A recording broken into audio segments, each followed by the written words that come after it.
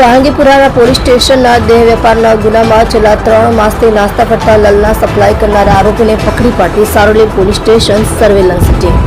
police commissioner Shri Anupamsinh Gehlot સાહેબ તથા ખાસ પોલીસ કમિશનર શ્રી સેક્ટર 1 તથા નાયબ પોલીસ કમિશનર શ્રી ઝોન 1 તથા મદદનીશ police commissioner Shri B division Surat શહેરનાઓએ હાલમાં નવરાત્રી તહેવારની સમગ્ર રાજ્યમાં ઉજવણી થનાર હોય જેથી કાયદો અને વ્યવસ્થા જળવાઈ રહે તે સારું તકેદારીના ભાગરૂપે વિવિધ ગુનાઓના